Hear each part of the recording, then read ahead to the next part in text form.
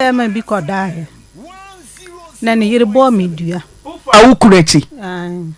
Ena hwan yere hwan bo hwan dua. Be ma na me ne kodae. Ompla no. Na yere. Ompla no so wo ewo yere. Ena wo so oba so wo kuru.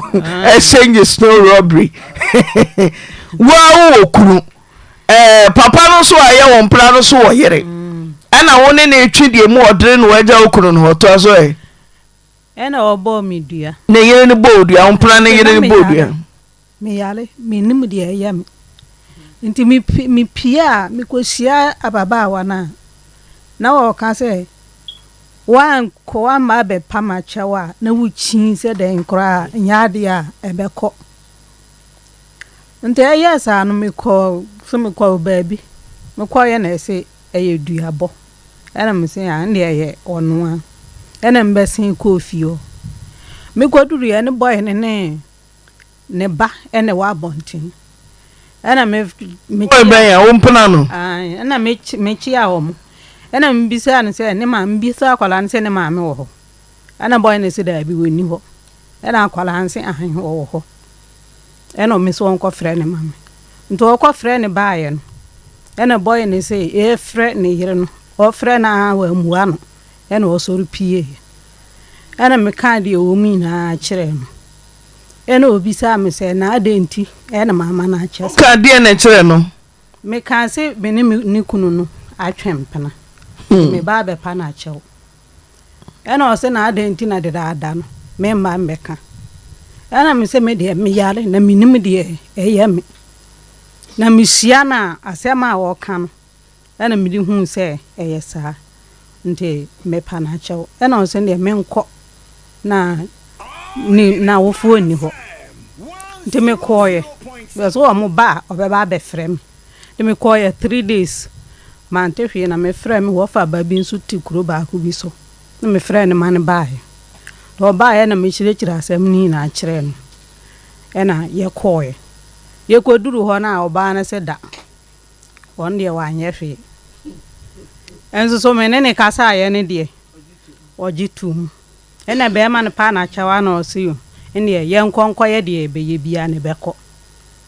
Ena me ma boy no frɛ me kunu penyini. E bo na amane. Ena o mo bae. O mbae no so mpe o mo mpe be ma ne hwe. Na o mo be esama no e ma na akwada ne dua no. O mo mba o mbefa o mo yire na o mo ankasa nso asan akwada ne dua no. Na o mo frɛ na ahemfie o se o da o mo frɛ no kura wa ama. Ena o mo san tu se da.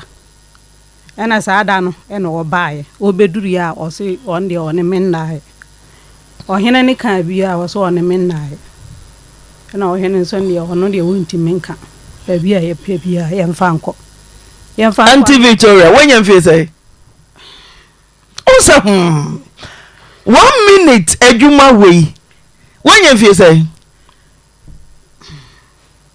mi say dan kai mi fie ni sa won say dan kai na rounds na okoy de okay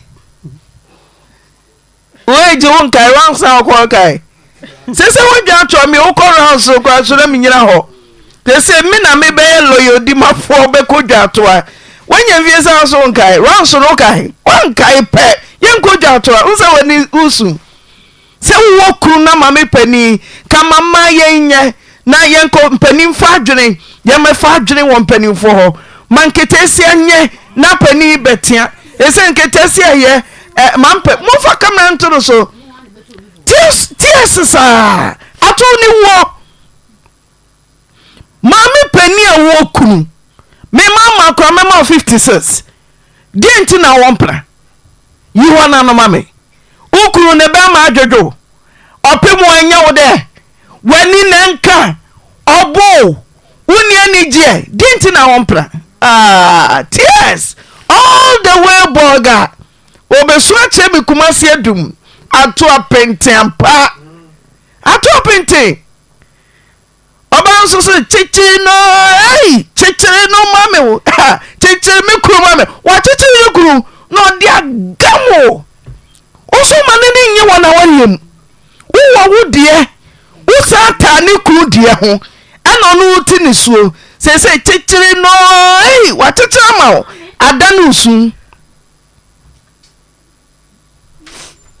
Mami Ayamga, how many rounds minyao o compare do say rounds do do say na ko adinti na wo kunu mami penny wo ma say 4 children yeso ni kunu onyamia chawo bema hifa na kunu tu kwa no Ayamga bia wano ngwa kuda one to go Afghanistan, one go America, one go Iraq, Konongo ye, and I'll find a conto, a condo, and go for Kruma to quite 10 years, 50 years, Mamma Murphy, and so much to war. Didn't see my Bemanafow.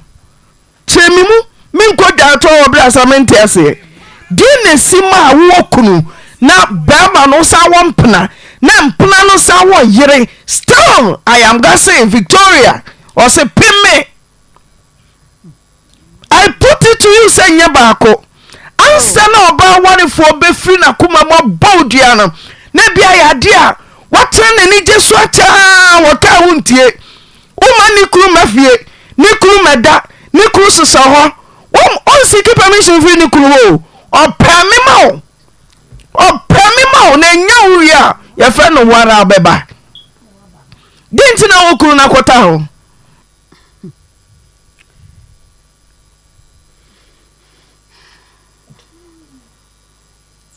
mami wanka anye abakan no bako motre na feelings nyina be yera one of say obedai to say hero Opimwa Hiroa Opimsios Victoria Opimsios Mame dientina mami pani te sew Woku na sama obi kun efa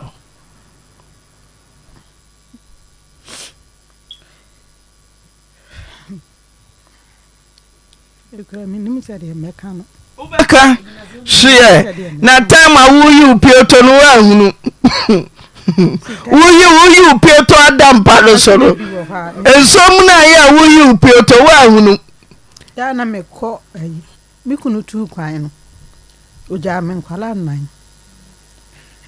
nan no ya frɛ no kura so o ma yesika on fama me me kwa frɛ obi e ka kyerɛ no ansa na odi fu na akoma no odi mana on frɛ on ka hwe me ya le kura na me ka se o ma me sika nkwa doctor on fama me me yare ye ko doctor me yare ye me da fie akwala na di kan yare ye sa tam ni peyin no e ko o ss o sirim ena de toson so me ensa na na e wo ye ho keto peyin ni de on ye antana ye nchen ena aka ba ko o yare ye wo kon so na hwi ni ho me sorry e ko akura ni ma ko sa adwe abebo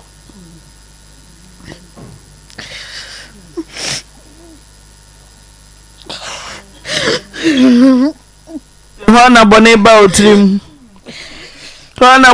otrim be kase papa so bonu huram baby obori huram say ya me ko ji adwe na ne ma ye ma fa ka de apa me bebo wi a e wo ade a ye di susu ne de ho no nso beje te me bo wi a no mayi wo mo de akoma wo ne kakra menya no ne me nso ma fa na me ne memba no edi da mesa akwa no nso ebi ni ho je me kwa akoye sa me ba ka me firi me ko ba aduane me firi sa akosi se me no me ye ade na wie ne ma ye me ko tua ka ma me no nti na obebo adwaman mampani akuta mannan enu nti ahukire nti yankasa me hwa kra mi hu se de me kan na baba na nim so oyere yanka no kro na nim so oyere Umpra na unim so ye. Na papa. Oba ne ma won ne pay.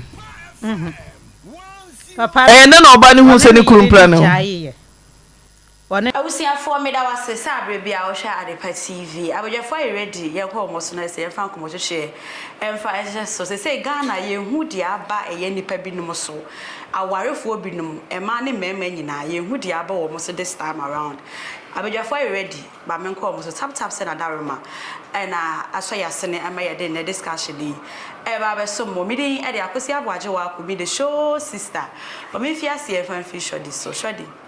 Se bibi aboko ye da twede apon yankopon ase na ne awarefo na den aware na omo mpa na anade na ha wo mo anti ma otimi oba awarefo tim ko bie mu nem e ma be ma foforo no so wo yere na otimi no eda me da se ye hwe fi dikese so ni ntia ahwefo hwe ye sa be bia obi ahwe fi bia onyankopon hwe se da bia ba pe mo je fro so na ensem na ekoso in fact me enya me mama because a man be no who you the too na ye hwe ma me panimu a sebe baby a wuti edri na baby a wo awadri enka ma wo man koye na wo pani hwe aba fati a wo ba na wo baby a wadri na wo ho ya wo da na wo ba kora de me pena hwe wo ma me panimu na ne wo ntimi ntina wo ko ukuntu kwan komra enye se bia wo kodi 1 year ana kodi ti assessment bia na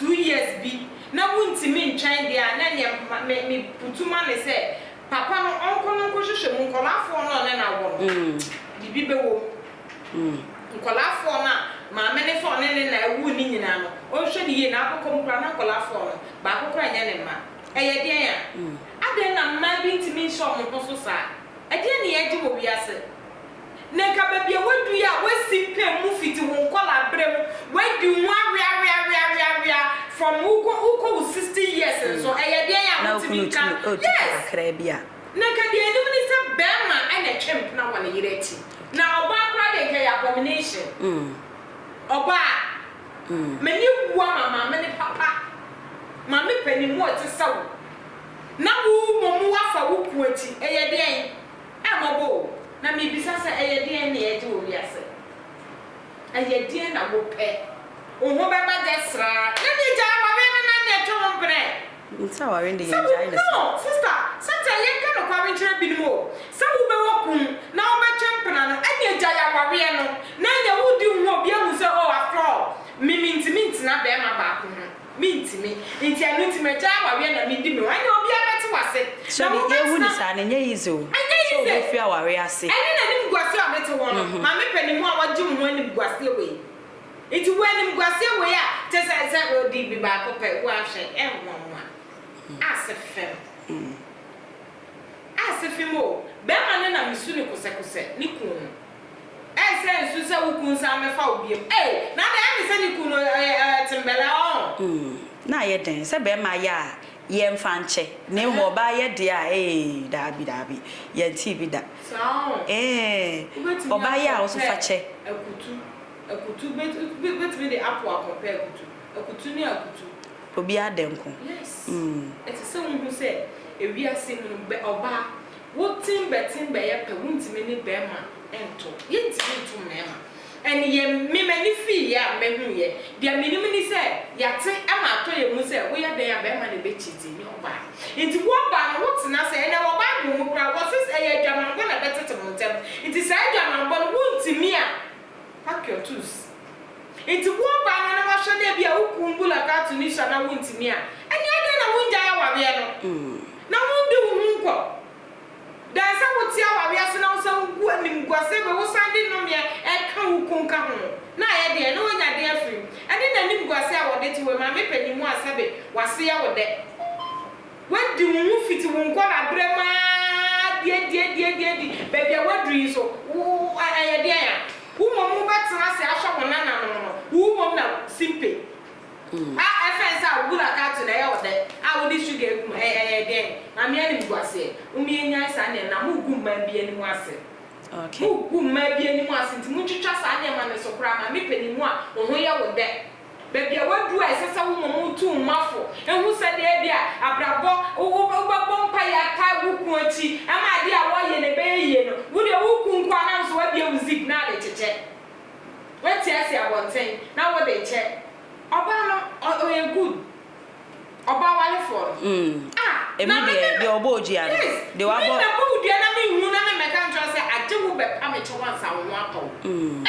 me ba bo abre so o masa papa na che oba ne so oni mu o hwe me se dia ma nya de mpo mi be hu na ma be ka che se se na anu mi ku ada no age wa be pa me che wansa me makoma to me yem me be ka sa ye de sister ma ye kra me nye ye wa wo tutuchiri ensi uso se ma ya me hu aka me kasa se me na me nim ni ama ye inside am de na ho iti wa wo na wo be dia ba ko ye kasa o se be pa me me nya wo jana ma ya de ma ya de na ma ya o iti ma me no ono so e fa bi no me nim ni nti o be kasa ye me pa me cho for what ye me mama ko miss hodom miss sometimes so ho ene ma bi say aya na yetade blames ne ma emma no so ba warefo e ba ne ne ma na so bie ne ne ma be ma foforo ene ne eda most of times Ghana has say ne hu ni so oba no na ye dwamanfo oba na ye say ye hu say e bia na ye situation like amane bia wonam or how be offer mu ama aware anim ono a wontimi mfiri mu it's not the obeya so be bie ne na ma obi foforo ene na da hu ne say okay. Well, I will share right about now, Michelle. I hope so. So you're grading from 0 to 100. About let me say about 70% of a man. And into no new to be told you say a man pay here. And it's about to wait ye. You move your own my befe yes, yes, and towa no wonder. I'm not here to justify idea or ban can you say why you see studio one no why. But then again, who'd say Nikasa baby also no cause surgery. Now I'm born. And my baby out there, Abraboya woman Igwe will be. Batters and some year by now on my worry for. My worry for Subania. There's a saying that I always put across. Say nipa no say woni na etwempna na ahohiehia bakakra no timi jawumu no timi ko ahohiehia o no timi ko twempna fa hye otimi say the possibility say aware so no ahohiehia ba obetwempna wo wechi eye high kas obetimi de ne ti ahyegema e de ne nsa ahyegema ka say me nya obwa but yes charity begins at home. Enti so otimi yesa brabo ne won penatwie mu kasa wa ho hiehie abanti no me de mintumi ntimi feche na wan dan dwen say me bre mi mo jeni kakra ye bibi kakra na otimi fa wechi a we coming to me no enye news cause woman no tie ne kasa cause oba adwe e bi ono susu naturally oni obi otimi hia enti no e bi a watena wan di ache e bi ebusuya ofiri mo oba no ya de ntiti bi na ewura ni mu nse tena ho kwa awade a mbefie enti no wosi wani si wosi wu na ehwe no na awe na wotie Auntie Naa so bon so na be ma no so wo baby a wo bo ne hwe mu but the mistake oye ni say no matter the way sitie so wo na be ma no wo ho na e bia on feed you the way so say ye na nka so wo frame pinifo wo dan to a obi ebia me kumi wrase na oye den oye me na sen sikasem no e wo fom wo hwade wo pane ferifo bi o ana ono ne busuani bia obeka se bia wakọ akoton ni mpo wo hwe one busuani bia wo de na ye den aka na nka yie ato yie danse aso be bia wo ko ye de sika ntia ende no untimi nka se bia ya ahoda cause mami be bia wani eduye odi ebujen bebrebe jedie and to young shot from the angles to say ahohiehia no pede bia wo si bisa me na ya ahohiehia e na mimi hu ni say ma o yes ah wa fom as Auntie Naa said also na down for can we say we all sin differently and because I am maker you don't tell people how to grieve what I say ebi a wo de eto wa wo beto zip ono de eto no ne bu nsam nya no wakobiem ne bu nsam nya no no na ye first na no so no be ye last. That's why Mika discover yourself before you go into a warrior. And if it's a preoccupation in casa, wa for worry into so mamin ko worry. So one discover one baby be and who say me koba. And shady pasun casa near so me see into me sumi pese me yebi. Near kwabna ni ye ebia no na bra bona wo bono. Ye casa ye be much wa e ye ko e de danano. Any ye can say one Christosum. Na bra boni ni obedi na chia kwa ye ni se woje. Obedi na chia kwa wari ni se wo wari. Obekom no na wo de jawo. Na ye so wontimi nkyirem ba bo se na already e kasa. Awade na ose hu no wontimi nkyirem o. E de wo sa koye omukura mpo na odwin kakra na so tine de nya. Enya nka ya omu a odwin a na ko ye kese. Ko enya nya obi abehu sa awade ya wotimu die enkoyie. Na ukoye te say ya no ma wonu odwin na oye nyanga obi abehu se wawade ya wosimu die enye eti yesremo ya maame no mu sa mu betwa no ene ye hwe sa warrior no mu kuma edu baby na hu ni say is not going the way you want. You have every right to seek for counseling. Okay. Se so fu mpo na ade kwa kotu nenim akokotu nenim dan se wo wudi wa ya se kwa kotu atopre se odi kotu atopre ya brew nwie yi nimbo ase aka edua brew ya brew wi obi wo ho dem a I've been saying this obi on my the only language I would see as a edua bro obi bu ni tandua ye kan ni tandua obi ye wade wo wachi obi onsa abraba no bo na wo so mfa so obi onsa wo ko wo ba na so na wo bre obi bu ni tandua age wo tutu ase ansa na ade ni chance say e dey di wo widie mu ansa na wo be hu say obi wo ma no wa bre ni kunu ho nti say wo ba ni kunu no ne pa ya wo bo ne say hey na me gra mi si gra me ware gra me mpena kura mpo ni mpa ye da ho no empa ye da ho no empa ye da ho no any amba go da ho no na no kwa do wa do betum no wa fa ntu ni ye kura mpo na waso bebe ye hye no me say me boka with facts kase minim niema je okay enti min suma wo na be ye wa de so be cross and I would want no ba to tumu amfa tutumu ya cause minim e bia me free am ye den meba enti mimba mbe chele na ba aware e na ma ware po de AK47 ana me de ba tonto obi de e de onu omo mpa yo onu ju onima ni dua bro what the brunja and I tell you what you say people don't know. Say you lifted Duabɔ kwakwa ni ebi Duabɔ di fi so a edane no mema wasefo. It's wo hasia be very very very careful. Oko bi kunu a hweye. Yenko yi no yenko nom no o me pa kakra so ma de so ya ade.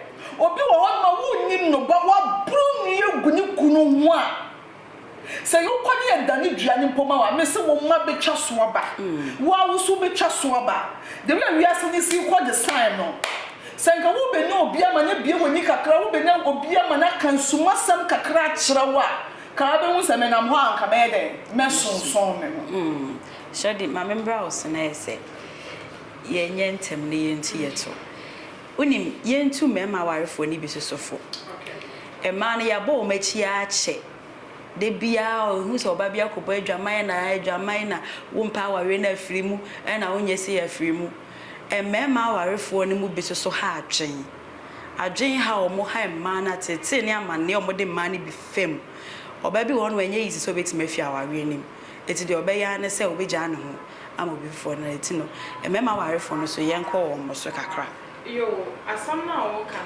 bema de bema oba se bema kra bepew na wo kuma na wo do ho bema na enye bema na ejimi sorry to use wo ba na se be weje sao yes because bema ono wo yire I must so opew aso bisa wo ho se all pewono, a dear no pewono. Oh, what you done it did out? Ah, Sabi. Or Don, on no garden on Papa no me waro mo kotna ho. Inti sa wo your bawa before. Na be ma foforo agwabe. Na so se opewa. Sister, titia break dwen ho. E die na wo hu o me ho aye chese e bro so to the stand say ontimi nsa na no so opeso na me na. Eye sika. Ena ye den. Inti menka se bia oso permanenti o sika bia minti na wo do ho ama no. Me some worry na me twempena no me jaya worry na ni di me ho me se me di me ho and I medical can say situation unko mu danti sister you know e bia unhu se bia obesi aka no ekon sisi an emema no a o motete ma na waware asema ma na di sa abonesem na ebe wi achiwe no se na ando emre bia be ka story bi wa ha sei e fa ma na odi kosua kwa antena ho no mo a ne yeda twempena wo nachi eti aso e bisa ye mo say de na be ma na de ye wo ba ni wo fie a e ma wo ba no so kwatwempena wo nachi because wa anye me hia me ntwempena wo achi e na nya yi se betimeja wo se pese wa nya wo hye na de wo ba no de ba ko bo adwama ye be ya no me abeda wo so ene wo ma wo do wo no so ene eja ya wawe na twempena okay ya make what I say because wo be ka say obema je bi intimi ogba no ko ye bi enye news okay because or your bema wo your ba if in bible mu kra ba na bo adwama no hu bema no wo hu bema no e your ba no ene ehu no na nyankopon ne se ko men san ko ye boni bi enti ye woni ma bi wo a ade a ye forever and ever as ye bi moja ye twa moja gu so wo ko ye bi ye news enti fatu tiri mu se agwabe ye de ye nyina ye a wo kire ma yakomu bi pen what you say it is supposed na wontimi a jai and me kase me ku afro me ku dibi nti anya me so ya na me hwe ye chiwa wo de na ye nimguase okay wo mu be ma ya kase o be ma we de o twempra wo ye kan say o we de odidi ma rough ye be kan but wo ba no ko ye bi pe na ye news o kwa we na twempra wo ni ko ati no wo ba dwamanfo nti ye nka ye ntre ye san kase be me dwamanfo ye da samaduru but wo ba ne de ye betre won sa wo so at any time nti tabo tia wo be ma se wo hwa e be ma sa hinti dia ne be pa no eni ejai na sira brade se e bia onyi wo so no boafo ma na ne wo tia wa we ne na ba ko twempra be di hu de benyeska me prefer no mo a chance of wow na se na be twempra because eno anu ngwase ne be ya onhwe na wo je obi ntje we woman so call how mo say bia ubetimi abasa ekomtimi di ne na wo di ko ne enso na se won se woman ngwase a wo je it na ye the best bra me sha wontimi nhame me so me bra ekomi de me nti ane me jai ne ameka wati ase enti sa ne ma be ma ni hu bra ma sha wo ma komi de me awore ya metimi ase enkoye na fofo nyina asreme nti na nya me ma ba week wo sha anya ma twempra anya katira wo ku no onya we so be twempra anya tuten mutimi njaya na abi afia wo fim ya bo wano anya ho na ba wo katira wo ku na anya wo gira camera ni mu ka ba ma me katira wo wo ma comment me ama bi de me ma nti me so me obata na me ntina se em fa ntoma ma me ya na me ka se me ma ekom etrobo obitimi ka se ekom nku na na katira kom bitimi ku eti me ma wo ya tatan to the stand se ebekun nti na ne me katira wo se me hwe na me ntimi a ene jai ene me jai me hwe so na me nya ene me twempra wo ti wo bepene e bi obepene tampene so a wo wo ne wo jai dan se wo besi du wa kuma na wo de wudi wo wati eno ye nim gwa se de nyina ye hu se ye hwe duabɔ yi ena wo so yare yo ena wo so yare no nti emre no ho ye hwehwe ye ma ye ni na ho ni ye mo ya bra bo ni ye nyina ye de trobo ha ye de o sister trobo ha ye de na so ukọ to dwani nyakopo na ono na ka o so ma kwa me o ma wo ndidi o ma de nche ono no nim ni enti a enti ye de ye ntimi hye ye ho so yesra e ma ware fo yesra no sa ne ma we de e ye nim kwase kra ne akoso na atan e na oba ware fo no wa yesei e na oba ware fo wa yesei da bi mo mi ntwitwa so okay baby e fini nya sa na tie ye de no me na ma me ma nto mo fa e ma ye ma meje so a Okay. Me so last word yen intenti mu na yen sorry so. Okay, so last word in the say as me kind of previously, say things are not going the way you want it. I believe say busone ya fani afa energy aware no. Into the baby nkoswa just ask for help, okay? Ko job to obi ana penny bi a oje maware no na mo settle sad differences no. So like and I may say I can be me say obi on the language or tiase in this era no. Or tiase ne say uye ne bone won mowa What the bejo. And to be very careful out there.